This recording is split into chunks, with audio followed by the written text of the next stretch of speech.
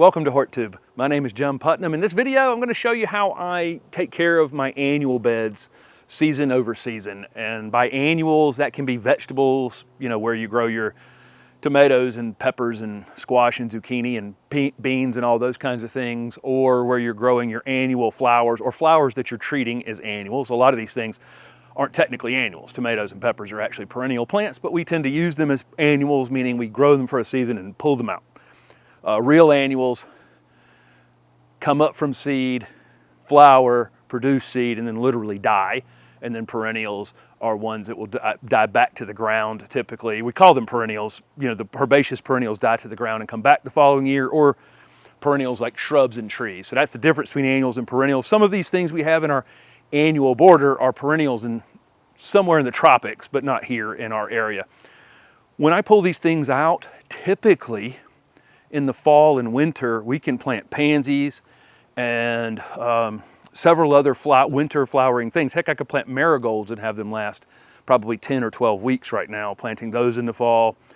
Folks might put mums into the ground or have mums in containers, as annuals, being used as annuals in those spaces, whatever it is. But this year we're not. We're actually going to we've pulled up our vegetable plants out of the garden. You're going to see that in a minute, and actually put a lot of our plants that we have in containers in the ground in the vegetable garden to overwinter them there. So we have less maintenance on them this winter and don't have to worry about the pots freezing. And then our annual borders have just declined right here at the beginning of October, to the point where it's time to take a lot of them out. We're not taking them all out. There are actually some that are still producing pretty well. The nights have gotten cooler, and some of the things have actually come out and started blooming heavier, some of our salvias and things like that. So those things won't come out. But the rougher looking things that have just put up with us for a whole summer here, they're in decline. And so I'm going to get them out of the ground. When I pull these things, you have the choice. You can cut them off, right? And then you don't really disturb the soil all that much. And then you can probably just walk away from it, and the roots will rot. Most of it will break down over the winter. Not all, but some of it will break down over the winter. Or you can do what I'm going to do, is pull them. And when I pull them, I'm going to pull weed seeds up to the top. And that concerns me, that I'm just going to get just an influx of weeds in those spaces. So I've got some bagged pine bark that I'm going to put in place after these annuals come out of the ground. So I'm going to jump right in and start working.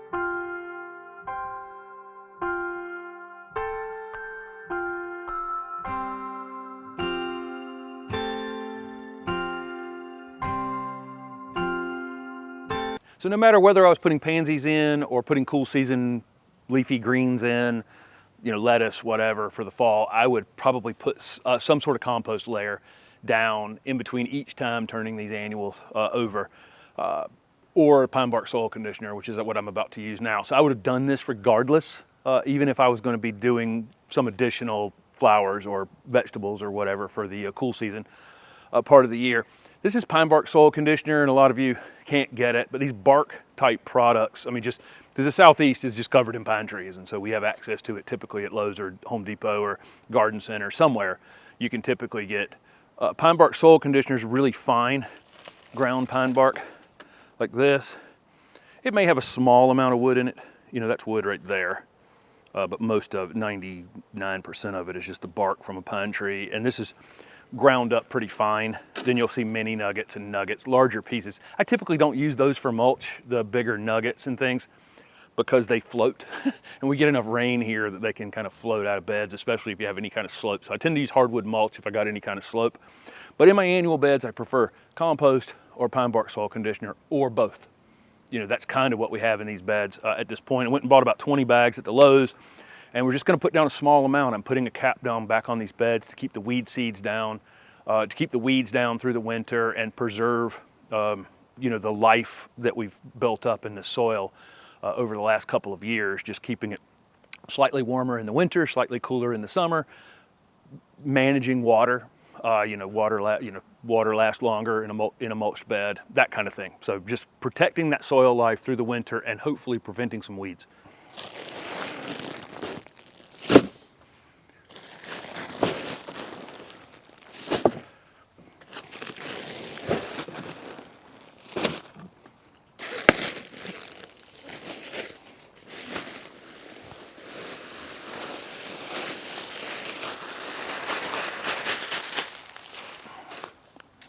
You don't have to move.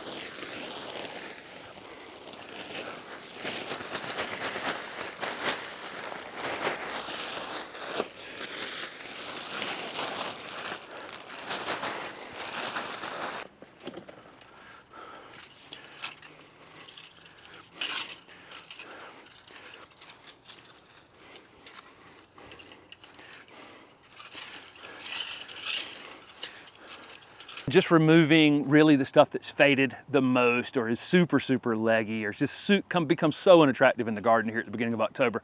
First frost is gonna knock all of this stuff back, but we probably have about 3 more weeks before that happens. And some of the salvias that we've planted as annuals, the gomphrena still looks good. The ageratum is still blooming heavily. There's bees on them right now, and it's in the evening. Normally they've taken off by now, but they're actually hard at work. So we're gonna leave a couple of these borders in place. Again, just wait for a hard frost or freeze to knock them back the rest of the way. And I bought some extra bark for those areas. Same thing in the back garden. And now let's show you what our vegetable garden looks like for the winter. All right, so this is an extremely decorative vegetable garden where nothing is edible, or virtually nothing is edible. There's probably something edible in here, but I don't know. Again, this was all of our container plants. This is a boulevard cypress. It's been a container for 3 years in various container projects. All of these plants are, again, from containers or for projects that are upcoming. Some of them will probably end up on this front foundation work they're doing out there. Some of it will go back in containers. Who knows? Some of it may be given away.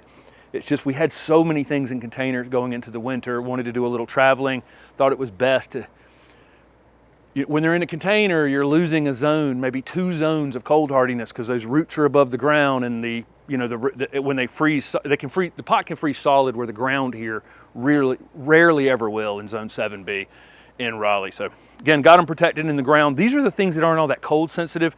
I mean, there's a couple zone 7 things in here, 7B things, but they should be fine regardless. We put the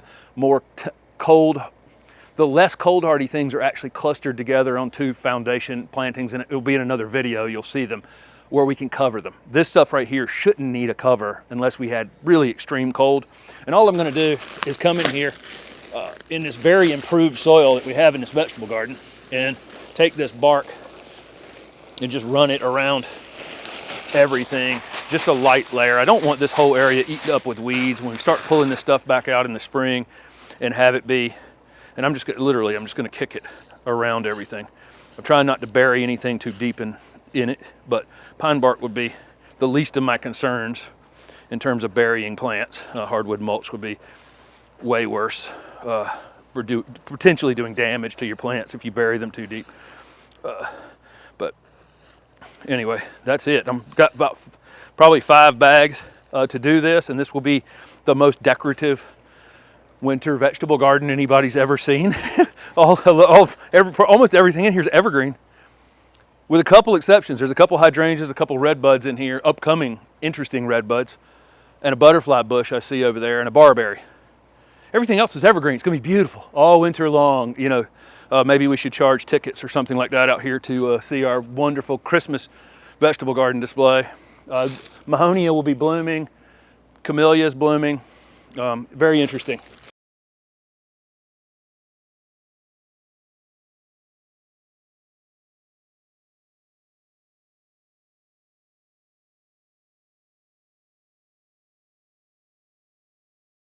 I have no idea how long this video is, but it's really keep the ground covered. Even in the winter time when you're letting your garden rest, letting your annual borders rest. I don't let them go back to nature. I don't let them, weed seeds go crazy in them. I have a few weeds out there in those beds that have snuck in under things during the summertime. Worked on pulling those as part of this and got it kind of cleaned up, put a small layer of mulch down, hoping that will keep out some of the weeds, moderate the moisture, moderate the soil temperature, all those kinds of things, because we're trying to keep this soil life alive, through the winter time, so that in the spring, this material right here can just get mixed right in, with the tomatoes and peppers and squash and zucchini and beans and flowers and herbs and whatever else. Pine bark, soil conditioner, and compost. A combination or one or the other, or compost can include cow manure. It can include mushroom compost. It can include anything that's that's composted. Will work just fine for this. As long as it's fully composted, it shouldn't have any weed seed in it, and it should do a good job of taking care of the soil through the winter time while it's all taking a break. The other thing you can use is your leaves.